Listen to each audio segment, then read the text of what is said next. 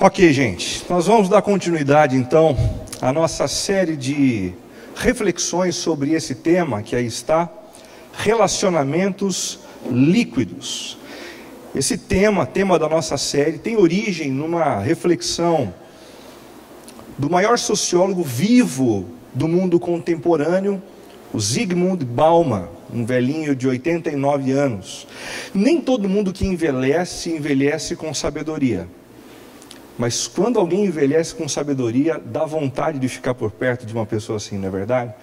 Eu passei algumas semanas estudando os livros do Zygmunt Bauman e assistindo algum desses vídeos, e foi um prazer imenso ouvir uma pessoa de extrema sabedoria, tendo uma visão tão clara sobre a sociedade, sobre os rumos da nossa sociedade. Vale a pena você ler os livros desse sociólogo e também assistir os vídeos que estão disponíveis na internet.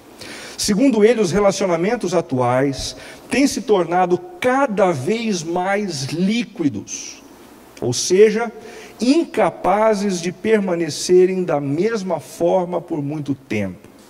Muitos dos nossos relacionamentos começam bem, mas à medida em que as condições de temperatura e pressão externas mudam, o líquido muda também, né? E com isso a gente pode perceber os relacionamentos superficiais, os relacionamentos descartáveis e banais sendo estabelecido em detrimento daqueles outros que nós tanto ansiamos, profundos, verdadeiros e comprometidos até o fim. Como consequência desta infeliz evolução, se é que a gente pode chamar isso de evolução, ele afirma que tem crescido em nossa sociedade um sentimento de profunda insegurança e insatisfação. E isso não é percebido apenas no coração das crianças. Problemas de relacionamento geram também problemas emocionais, de insegurança e insatisfação no coração de nós adultos. E é por isso que, no meio de algumas crises dentro de casa, alguns de nós perdemos a cabeça. É por conta disso que alguns de nós, em meio à crise que estamos passando no país, muitas vezes nos desesperamos. Quando nós temos relacionamentos frágeis, líquidos, o nosso emocional padece diretamente. No primeiro encontro nós conversamos sobre os efeitos desses relacionamentos líquidos na espiritualidade. Depois nós conversamos sobre os seus efeitos na família. Na sequência, sobre os seus efeitos na comunidade cristã. E hoje nós vamos conversar um pouco sobre os seus efeitos nas amizades. Sobre os seus efeitos nas amizades. Duas observações iniciais sobre o tema de hoje. A construção de relacionamentos interpessoais fora da igreja não substitui o princípio bíblico da edificação da comunidade cristã. Assunto que nós discorremos sobre ele na semana passada. Essa história de você dizer assim, não, eu tenho os meus amigos fora do contexto da igreja, eu não preciso de uma comunidade cristã aonde estabelecer os meus vínculos comunitários. Bom, isso depende do tipo de espiritualidade que você deseja desenvolver. No que diz respeito à espiritualidade cristã, a vida comunitária é uma condição sine qua non. Faz parte da essência do que significa ser um discípulo de Cristo. Estar em comunidade e viver em comunidade. Por uma razão muito simples. Quando a gente olha para o texto do Antigo Testamento, mais especificamente no texto de Deuteronômio, nós percebemos que Deus reuniu para si um povo e o colocou num lugar estratégico, desafiando esse povo a viver de uma forma muito bonita, um com o outro, de cuidado um para com o outro, para que os demais povos vissem o carinho com o qual eles lidavam uns para com os outros, e assim perguntassem a respeito do Deus que estava por trás de uma vida tão bonita. Deus espera o mesmo de nós. que a gente viva dentro do contexto da comunidade, num nível de intimidade, de carinho, de respeito e de honra, de tal forma que as pessoas olhem para a nossa maneira de viver e digam: deve haver um Deus por trás da maneira como eles vivem. Deve haver um Deus verdadeiro por trás do discurso que eles têm em seus lábios. A segunda consideração é a seguinte: a construção da comunidade cristã não deve excluir o relacionamento de amizade com pessoas que não professam a mesma fé que nós. Tem muita gente por aí afirmando que a vida cristã é uma vida de separação do mundo, como se nós pudéssemos viver fora da atmosfera terrestre, em contato apenas com cristãos que, como nós, não andam sobre o chão. Isso não existe, isso é uma mentira. E esse tipo de vida cristã não tem absolutamente nada com aquilo que a gente encontra na vida de Jesus. Olha para a vida de Jesus narrada nos evangelhos. O que a gente vê é uma pessoa extremamente carinhosa com aqueles que não tinham a mesma fé que ele, que não tinham a mesma moral que ele. Jesus se assentava com os publicanos e pecadores, Jesus comia com eles, Jesus bebia com eles, mas não se deixava influenciar por aquilo que era negativo da parte deles. Antes, os influenciava com amor, com carinho, com respeito, apontando para a chegada do reino de Deus. É o mesmo que Deus espera de nós. Uma vida em comunidade onde nós nos fortalecemos, mas ao mesmo tempo contato com pessoas não cristãs, para que vejam a nossa vida, para que ouçam a mensagem que temos a anunciar, a trazer a respeito de Jesus e da salvação oferecida pelo Cristo na cruz do Calvário. Tudo isso mostra que os nossos relacionamentos, numa perspectiva bíblica, tem tudo a ver com a missão que Deus deseja realizar através de nós. Deus não quer apenas desenvolver em nós uma capacidade e uma potencialidade maior para os relacionamentos. Isso é bom, mas não é só isso. Deus não quer que você seja apenas um bom marido, uma boa esposa, um bom filho, um bom amigo, um bom companheiro. Ele quer isso, mas Ele quer isso por uma razão. Para que as pessoas o enxerguem por trás da maneira como nós nos relacionamos. Introduzindo esse assunto da amizade tão significativo, eu quero fazer a leitura de um trecho dessa reportagem da revista Super Interessante de fevereiro de 2011. Vejam que interessante. Em 1937, na Universidade de Harvard, começou o maior estudo já realizado sobre a saúde humana. O projeto, que continua até hoje, acompanha milhares de pessoas, voluntários de todas as idades e perfis, têm sua vida analisada e passam por entrevistas e exames periódicos que tentam responder à pergunta: o que é que faz uma pessoa ser saudável? O que é que faz uma pessoa ser saudável? Foi a pergunta que os pesquisadores de Harvard acabaram levantando. A conclusão é surpreendente. O fator que mais influi no nível de saúde das pessoas, percebam aqui, não é a riqueza, a genética, a rotina, nem a alimentação. São os amigos. A única coisa que realmente importa é a sua aptidão social, as suas relações com outras pessoas. É o que afirma o psiquiatra Jorge Valiante, coordenador do estudo há 30 anos. E olha que a gente se preocupa com diversas outras coisas, né? A gente se preocupa com comida, com o nosso ganho, a gente se preocupa com o nosso diploma, a gente se preocupa com a nossa rotina. Mas quanto nós paramos para ponderar acerca da importância dos relacionamentos, das amizades para a nossa saúde pessoal? O texto continua dizendo assim: ter laços fortes de amizade aumenta a nossa vida em até 10 anos e previne uma série de doenças. Eu não sei o que significa para você 10 anos, mas para eu que estou com aquela sensação de que não vou conseguir dobrar mais a minha idade, é um baita de um ganho. 10 anos! Pessoas com mais de 70 anos têm 22% mais chance de chegar aos 80 se mantiverem relações de amizade fortes. Existe até uma quantidade mínima de amigos para que você fique menos vulnerável a doenças, segundo pesquisadores da Universidade Duke.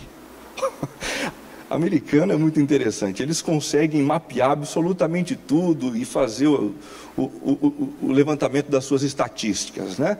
Eles afirmam aqui que existe um número mínimo de amizade que você tem que ter.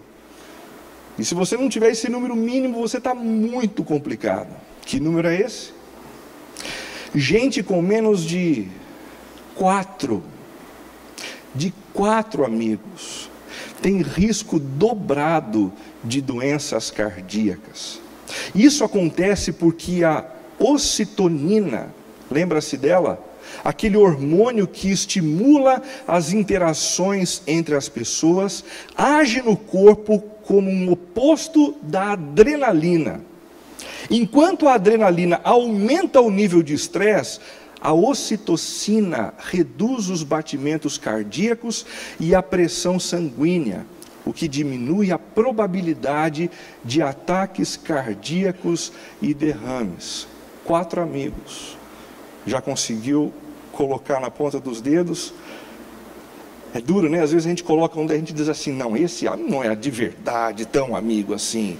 Daí a gente põe, não, esse aqui não, mas nem tanto assim. No primeiro momento, 4 parece ser um número muito simples e baixo, mas quando a gente começa a ponderar sobre a profundidade dos nossos vínculos, realmente fica complicado, não é?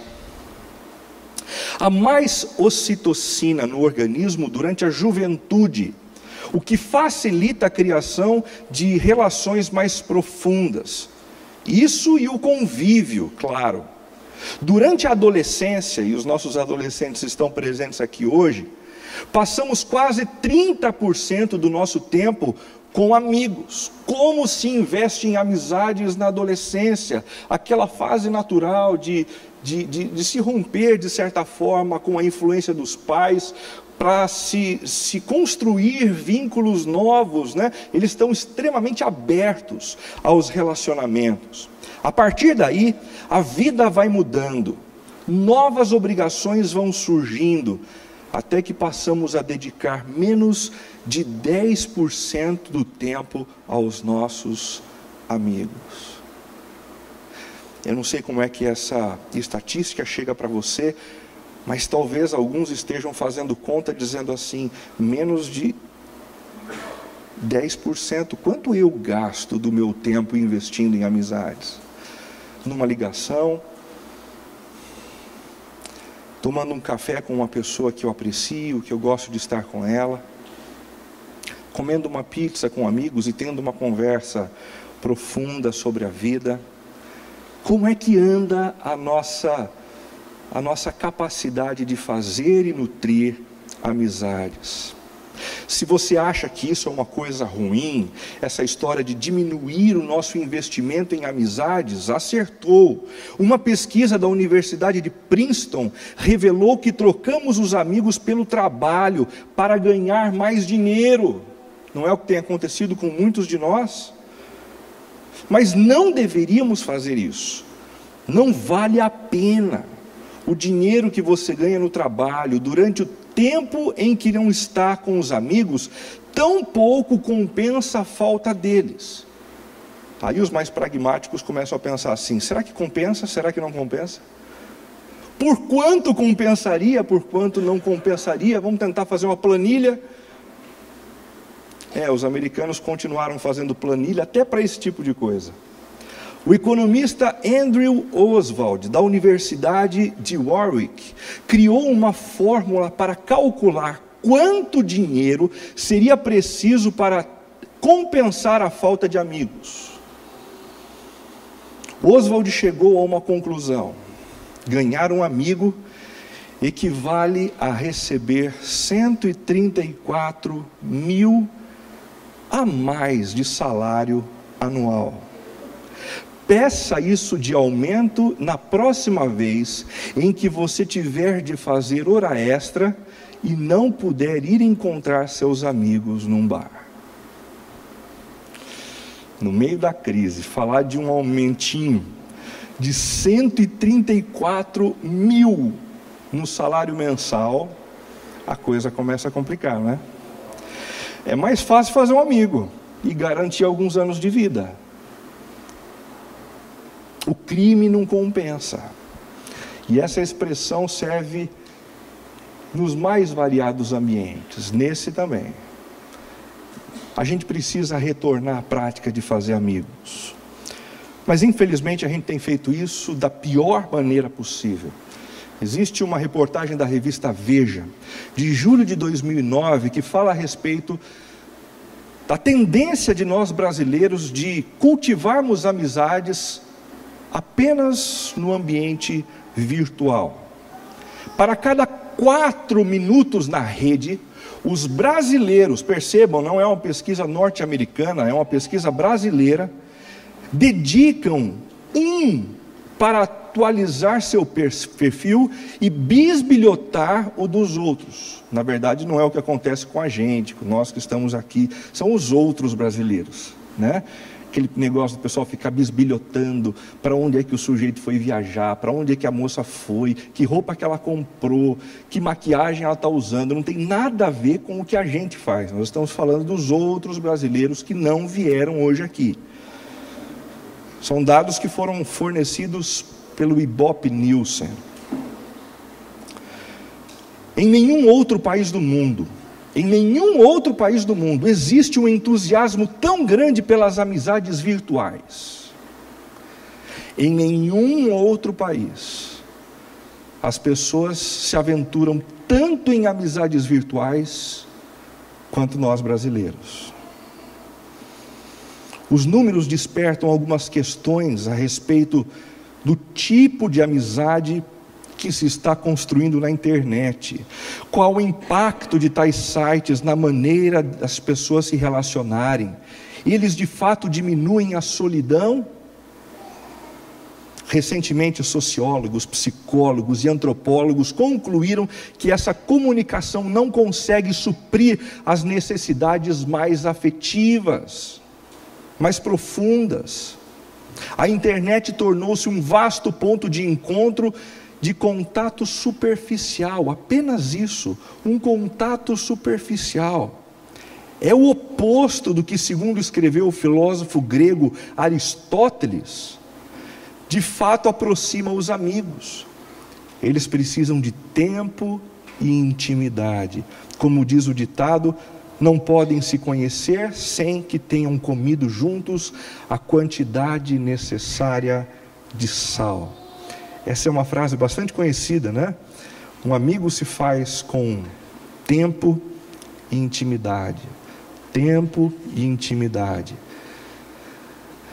É como se a gente estivesse disposto a gastar um bom tempo para comer uma grande quantidade de sal. Porque sal é algo que a gente não come rapidamente. Para comer sal, você precisa comer devagar. Devagar. Leva tempo. Você tem tempo para olhar para os olhos do outro. E assim por diante. Numa entrevista à revista Isto É, em setembro de 2010, Zygmunt Bauman disse o seguinte: os contatos online têm uma vantagem sobre os offline. São mais fáceis e menos arriscados. O que muita gente acha atraente. Eles tornam mais fácil se conectar e se desconectar. Caso as coisas fiquem quentes demais para o conforto, você pode simplesmente desligar, sem necessidade de explicações complexas, sem inventar desculpas, sem censura ou culpa.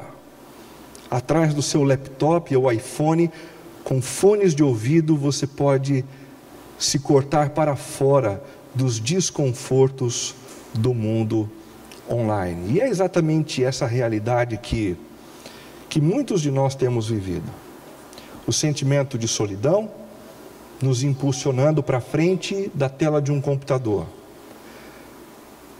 O crescente número de amigos no Facebook nos dando a sensação de que nós temos mais amigos do que na verdade nós temos.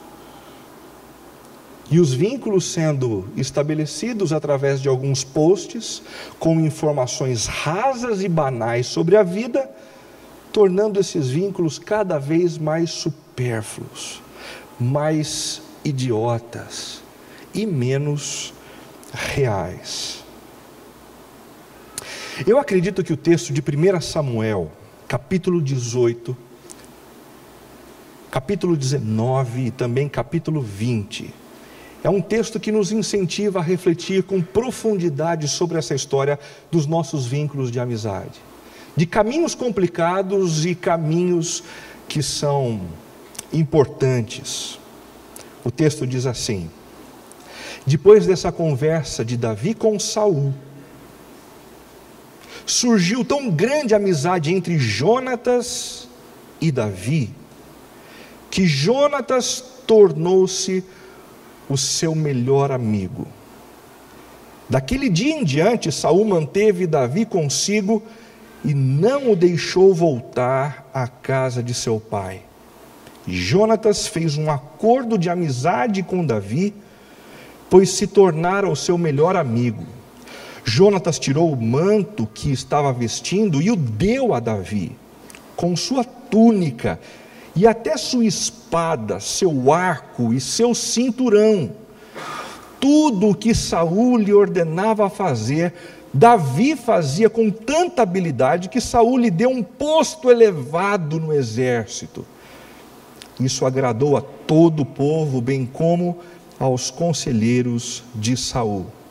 Quando os soldados voltavam para casa, depois que Davi matou o filisteu, as mulheres saíram de todas as cidades de Israel ao encontro do rei Saul com cânticos e danças, com tamborins, com músicas alegres e instrumentos de 3 cordas. As mulheres dançavam e cantavam. Saul matou milhares e Davi dezenas de milhares, uma espécie de rap que ficou muito conhecido naquela época. Saul ficou muito irritado com esse refrão e aborrecido disse: atribuíram a Davi dezenas de milhares, mas a mim apenas milhares? O que mais lhe falta senão o reino? Daí em diante Saul olhava com inveja para Davi. No dia seguinte, um espírito maligno mandado por Deus apoderou-se de Saul e ele entrou em transe em sua casa, enquanto Davi tocava a harpa, como costumava fazer. Saul estava com uma lança na mão e a atirou, dizendo: encravarei Davi na parede. Mas Davi desviou-se 2 vezes. Saul tinha medo de Davi, porque o Senhor o havia abandonado e agora estava com Davi. Saul falou a seu filho Jonatas e a todos os seus conselheiros sobre a sua intenção de matar Davi. Jonatas, porém, gostava muito de Davi e o alertou: meu pai está procurando uma oportunidade para matá-lo. Tenha cuidado amanhã cedo. Vá para um esconderijo e fique por lá.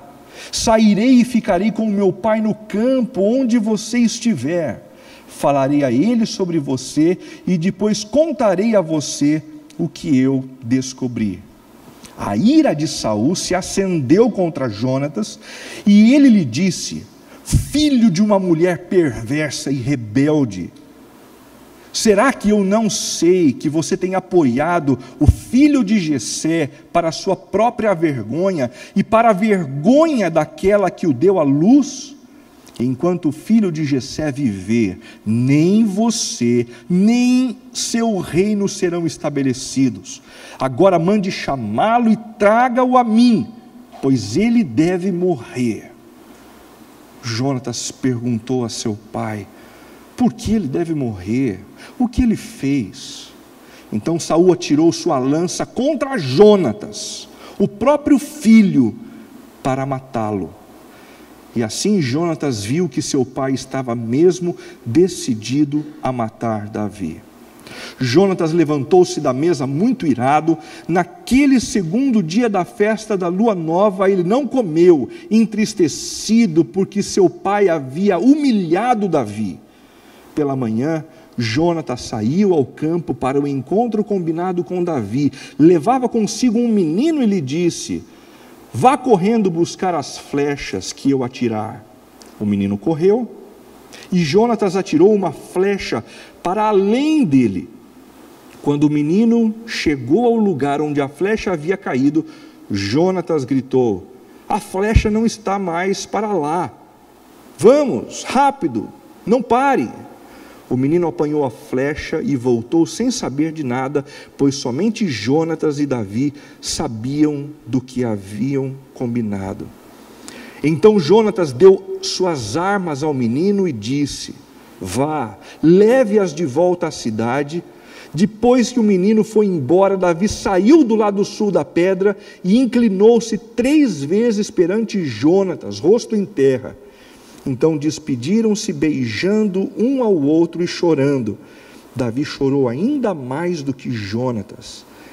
E ele disse a Davi: vá em paz, pois temos jurado um ao outro em nome do Senhor, quando dissemos: o Senhor para sempre é testemunha entre nós e entre os nossos descendentes. Essa é a famosa história do relacionamento de amizade entre Jonatas e Davi. Uma história que tem gerado um grande burburinho nos dias de hoje, por conta da frequente e constante discussão acerca dos relacionamentos homossexuais. Tem muita gente desse grupo que olha para um texto como esse e diz: está aí a prova, existem homossexuais na Bíblia, está aqui o nosso argumento, percebam? Então despediram-se, beijando um ao outro e chorando. Talvez enquanto a gente fazia a leitura do texto, você mesmo olhou com certa desconfiança para um texto como esse, né? Como assim? 2 homens se beijando, se abraçando, e um querendo chorar mais que o outro porque estão se despedindo? Esquisito, hein?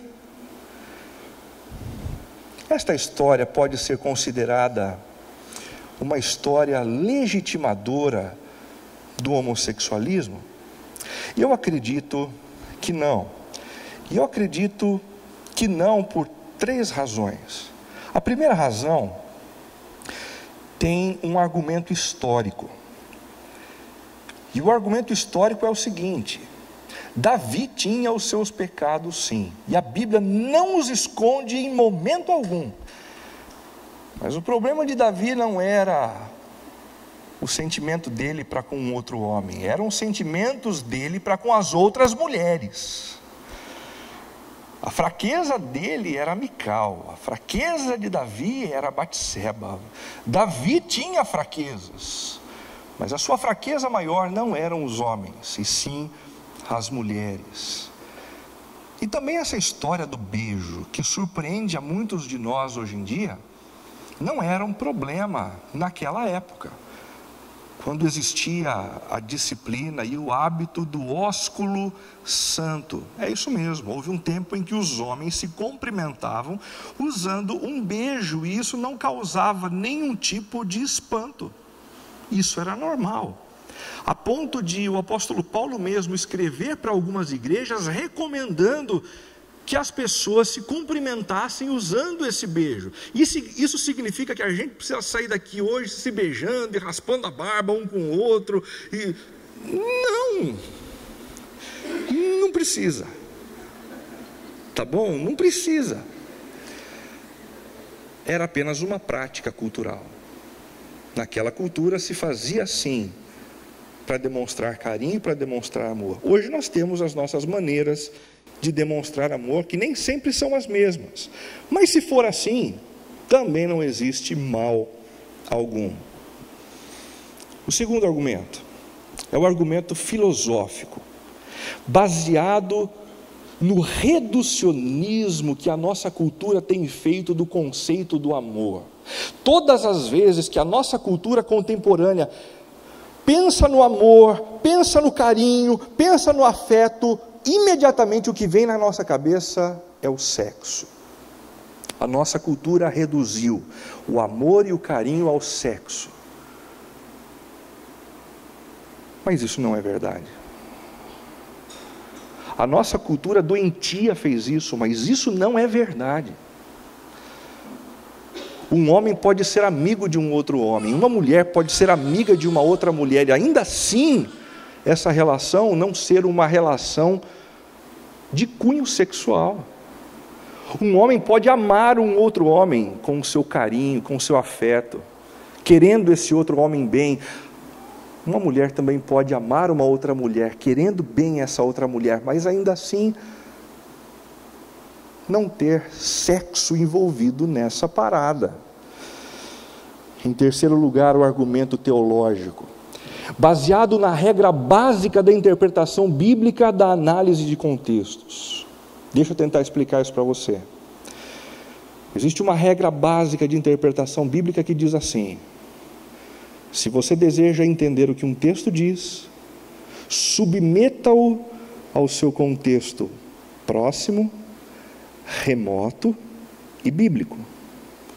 Perceba o que está sendo dito a respeito do mesmo assunto na carta, no livro que está sendo lido, depois no testamento em que isso está sendo lido, e depois ao contexto geral da Bíblia. Vamos supor que Davi tivesse tido uma relação homossexual com Jonatas. Isso não significa que as Escrituras apoiem esse tipo de envolvimento. Quando nós olhamos para o contexto próximo, remoto e bíblico, nós percebemos Deus incentivando sim o relacionamento entre um homem e uma mulher, e fazendo do relacionamento entre um homem e uma mulher o grande presente envolto numa faixa vermelha, dizendo: é para você, curta esse presente, ele é do meu coração para o seu. A relação homossexual não tem amparo dentro do universo das Escrituras como algo que veio do coração de Deus e consequentemente pode fazer bem ao ser humano. Agora, já que eu entrei nesse assunto, eu preciso mencionar algo muito importante. Se você é alguém que tem lutado com essa área, eu queria que você soubesse que essa é uma comunidade completamente aberta para você. Aberta para você porque essa não é uma comunidade para pessoas perfeitas. Ela é uma comunidade feita para pessoas imperfeitas, como você, com as suas falhas e com as suas lutas, e eu, com as minhas falhas pessoais e com as minhas lutas, e aqueles que estão sentados ao seu redor também têm lutas, e todos nós aqui estamos diante de Jesus porque acreditamos na importância do sacrifício de Jesus na cruz para nos perdoar. Ou seja, nós não somos discípulos de Cristo porque nos julgamos melhores, somos discípulos de Cristo porque reconhecemos que somos pecadores, imperfeitos, indignos, e por isso precisamos de alguém que pague o nosso pecado, a nossa dívida, as nossas imperfeições.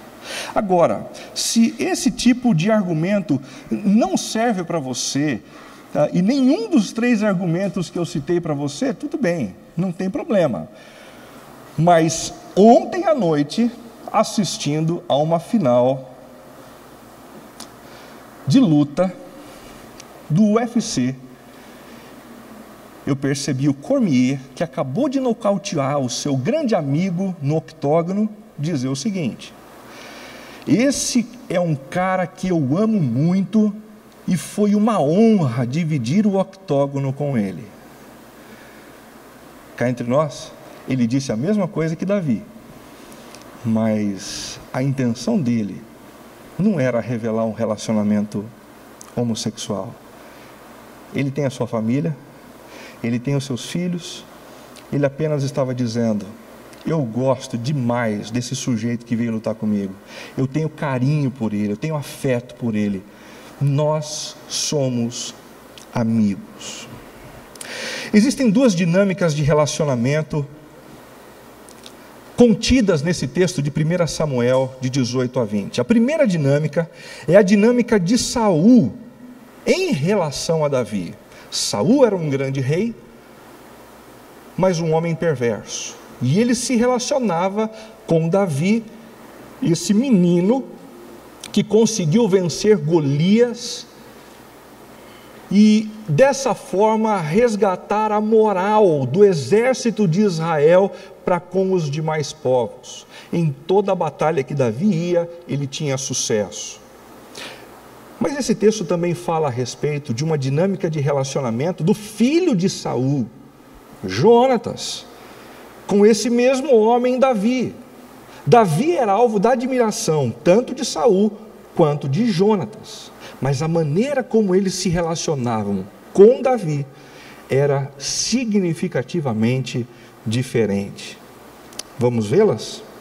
A dinâmica do relacionamento de Saul com Davi tinha uma dinâmica utilitarista. Versículo 1, capítulo 18. Depois dessa conversa, Saul manteve Davi consigo. Depois de ter vencido todas aquelas batalhas e ter resgatado a moral do exército de Israel diante de todos os povos, Saul disse: você vai ficar aqui do meu lado, aqui do meu lado. Saul era um sujeito utilitarista. Quando as pessoas importavam para ele e de alguma forma traziam um retorno para ele, ele dizia: fica por perto, você é especial, você precisa ser servido. Alguém pode trazer alguma coisa especial? O que você deseja beber? O que você deseja comer? Fique por aqui, você tem lugar, você tem espaço ao meu redor. Quantos de nós também não agimos dessa maneira, ou pelo menos somos vítimas de relacionamentos assim? Enquanto a gente dá retorno, enquanto a nossa presença causa algum tipo de benefício para os outros nos querem. Mas quando esses benefícios somem, a amizade é diluída. Em segundo lugar, a dinâmica de relacionamento de Saul com Davi tinha uma dinâmica possessiva. Depois dessa conversa, Saul manteve Davi consigo e não o deixou voltar à casa de seu pai.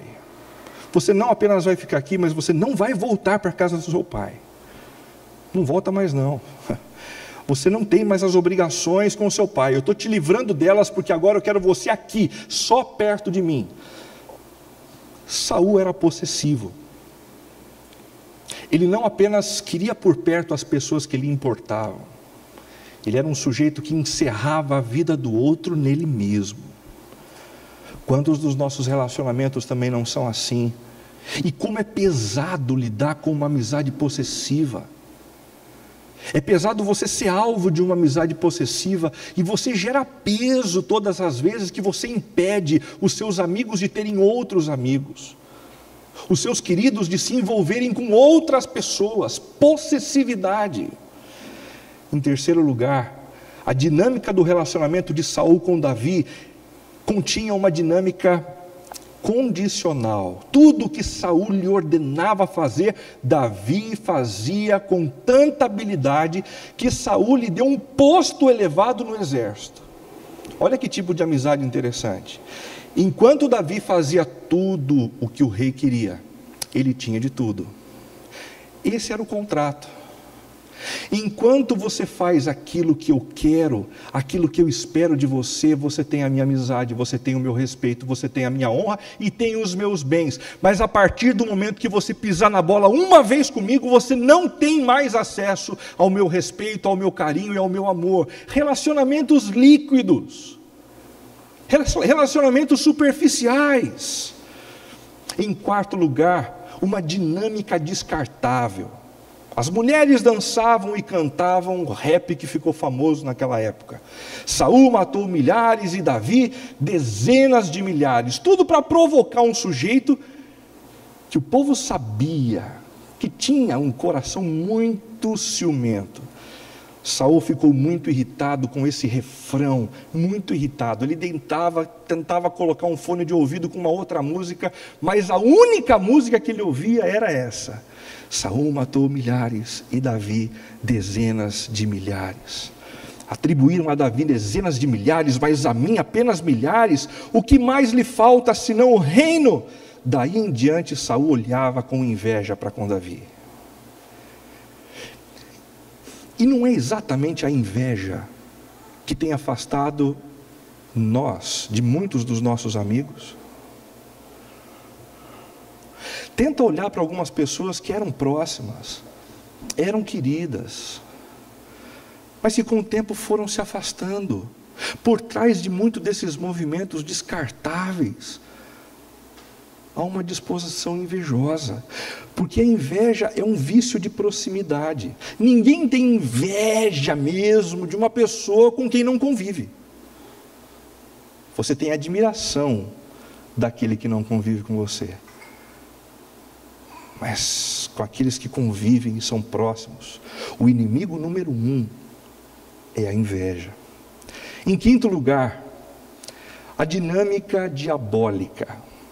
No dia seguinte, um espírito maligno mandado por Deus apoderou-se de Saul e ele entrou em transe em sua casa enquanto Davi tocava a harpa como costumava fazer. Apenas rapidamente, essa história de Deus ter mandado um espírito maligno, isso tem a ver com uma compreensão judaica que baseava-se no fato de que Deus era, em última análise, o responsável por absolutamente tudo. O bem e o mal vinham dele. E, portanto, se alguma coisa ruim acontecia a alguém, esse algo ruim vinha também da permissão do Senhor. Saul foi tomado por ter se afastado de Deus, de um espírito maligno. E ele então se atirou em cima de uma lança, e essa lança na direção de Davi, um homem que trabalhava para ele, que comandava os seus exércitos. Encravarei Davi na parede. Isso aqui é aquela vontade de matar alguém.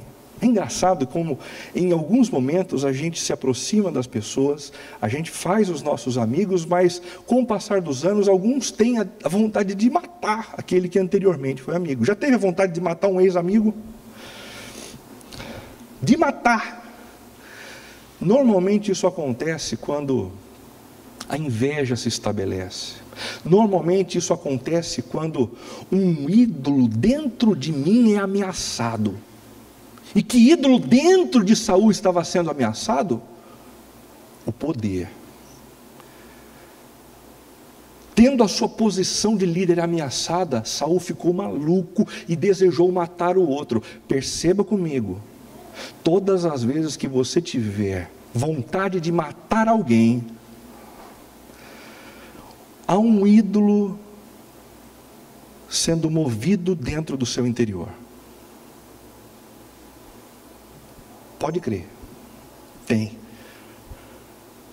Quando alguém mexe em algo que toca no seu dinheiro e você tem vontade de matar essa pessoa, é porque essa pessoa de alguma forma mexeu no seu ídolo chamado Mamon. Quando você tem vontade de matar alguém porque essa pessoa falou mal da maneira como você estava vestida, é porque essa pessoa de alguma forma tocou numa divindade que existia dentro de você, a sua própria beleza. E então dá vontade de matar. Está sentindo vontade de matar alguém? Já pensou que talvez Deus tenha permitido essa pessoa ao teu lado para que você descobrisse uma divindade que tem crescido no seu interior e tem atrapalhado o seu relacionamento com Ele? Mas o texto não fala apenas da dinâmica de relacionamento entre Saul e Davi. Fala também da dinâmica da amizade de Jonatas para com Davi. Uma dinâmica extremamente altruísta. Depois dessa conversa de Davi com Saul, surgiu tão grande amizade entre Jonatas e Davi, que Jonatas tornou-se o seu melhor amigo, e Jonatas fez um acordo de amizade com Davi, pois se tornara o seu melhor amigo. Perceba aqui comigo um negócio muito interessante.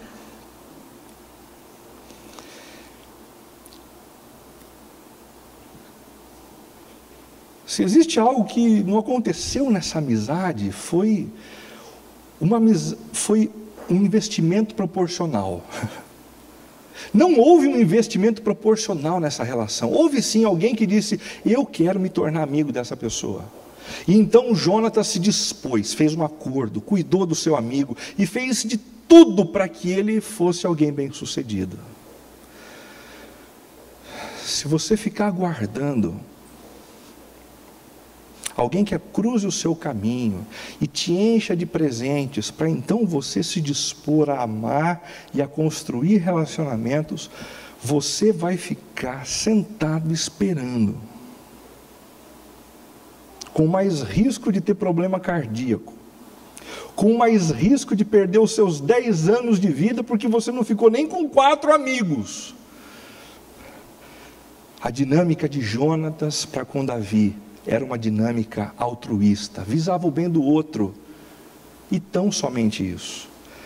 Era também uma dinâmica benevolente, e Jonatas fez um acordo de amizade com Davi, pois se tornara o seu melhor amigo. Jonatas tirou o seu manto que estava vestindo e o deu a Davi com sua túnica, e até sua espada, seu arco e seu cinturão. Deixa eu tentar te contar o que é que isso significa. Todos esses apetrechos citados aqui são apetrechos do filho do rei, que traziam dignidade para ele, diante das outras pessoas. Ele tira tudo e diz assim: toda a minha dignidade é para você. Ele se diminuiu para o amigo crescer. Ele deu espaço para que aquele a quem ele amava pudesse se expandir. Ele tinha uma dinâmica de benevolência. Já faz quanto tempo que você não se sacrifica? O seu dinheiro, o seu tempo, a sua agenda, para alguém crescer perto de você. Olha, se você não é uma pessoa que abre espaço para que as pessoas cresçam perto de você, eu sinto muito te dizer isso, mas você vai terminar sozinho. Se a única pessoa que cresce perto de você é você, o seu nome, a sua influência, você está numa roubada. Você está destruindo a sua vida. Em terceiro lugar, a dinâmica de Jonatas para com Davi era sacrificial. Jonatas, porém, gostava muito de Davi e o alertou: meu pai está procurando uma oportunidade para matá-lo. Tenha cuidado amanhã cedo, vá para um esconderijo e fique por lá. Sairei e ficarei com meu pai no campo, onde você estiver. Falarei a ele sobre você e depois contarei o que eu descobri. Tudo o que eu descobri com meu pai e da intenção do meu pai em te matar, eu te conto. Ele já tinha dado a roupa, a túnica, a espada,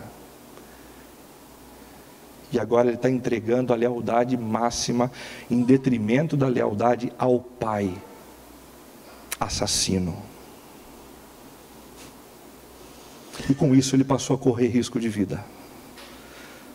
Amigo que se sacrifica, já faz quanto tempo que você não se sacrifica por alguém? Talvez não seja por isso que que você anda sozinho? Será que o teu sentimento de solidão é só fruto da dispersão das pessoas ingratas que vivem ao seu redor, ou é fruto de consequência das suas próprias atitudes e das suas próprias decisões? Uma dinâmica libertadora. No final dessa história, Jonatas se aproxima de Davi e diz: meu amigo, não tem mais jeito. Se você continuar aqui, o meu pai vai matar você. Portanto, vá embora. Davi era caro para Jonatas. As intenções de Jonatas eram puras. Mas ele precisa dispensar o amigo para preservar a vida do amigo.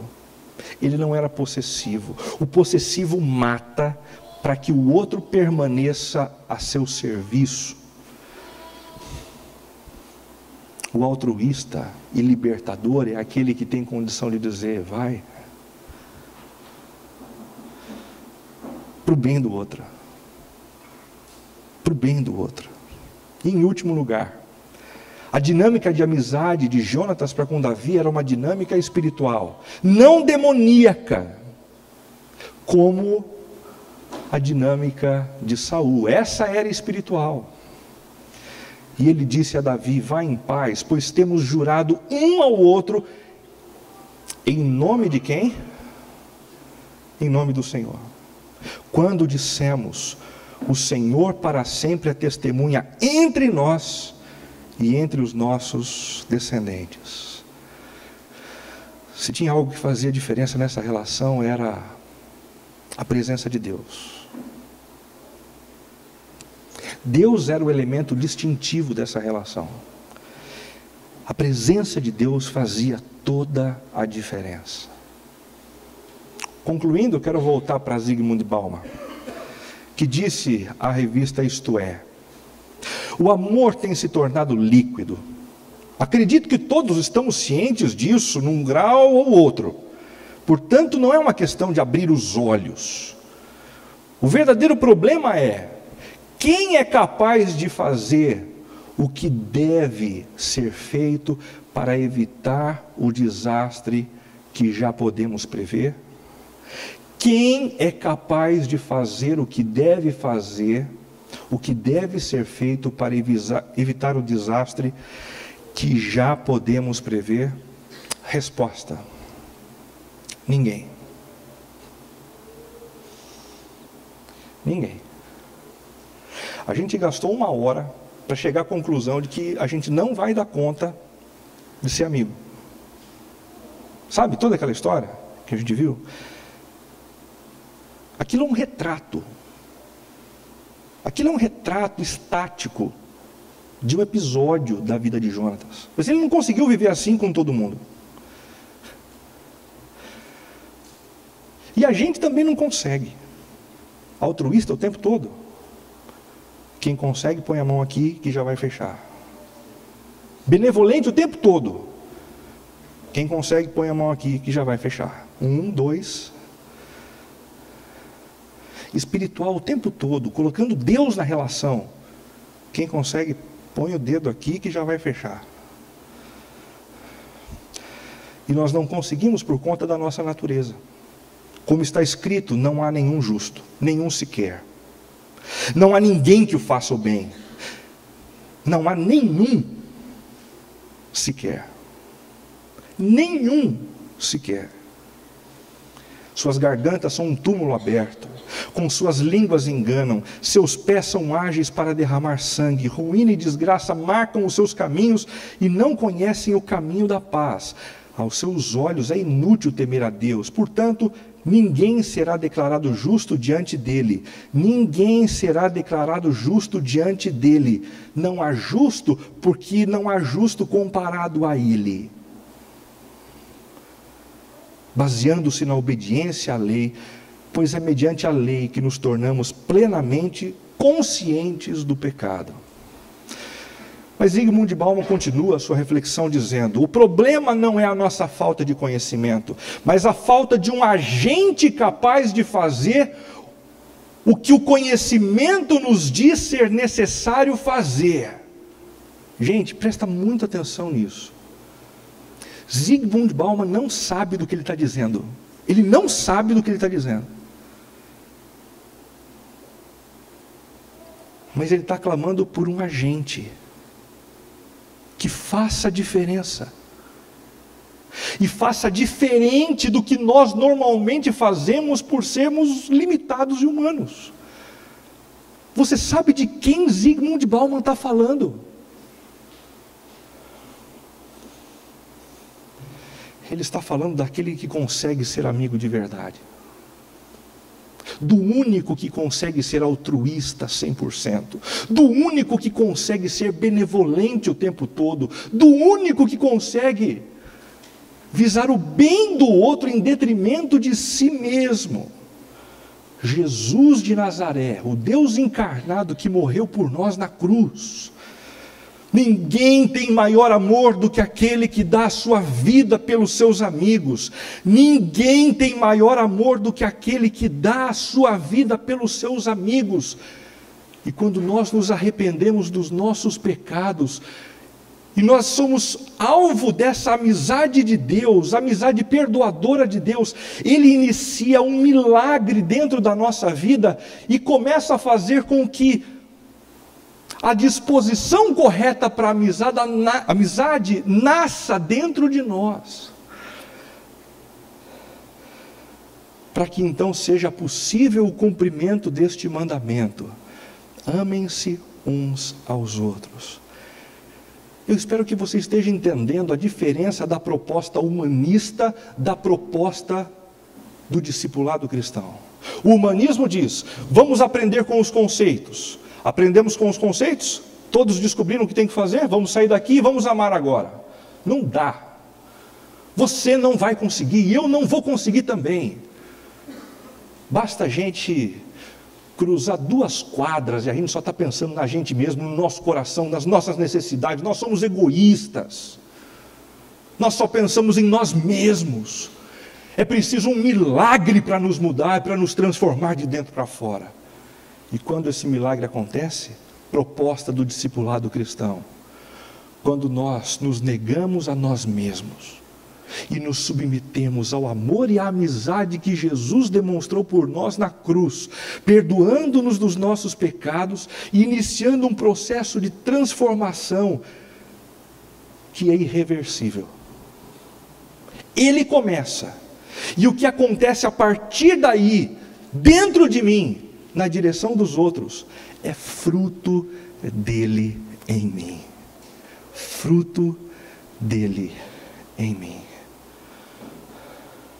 O meu desafio nessa noite para você não é: seja um amigo de verdade. O meu desafio para você nessa noite é: reconheça que você não dá conta. Curve-se diante de Jesus e receba a amizade dele, para que o milagre comece a transformar a sua vida de dentro para fora. Feche os teus olhos, converse com Deus a respeito desse assunto.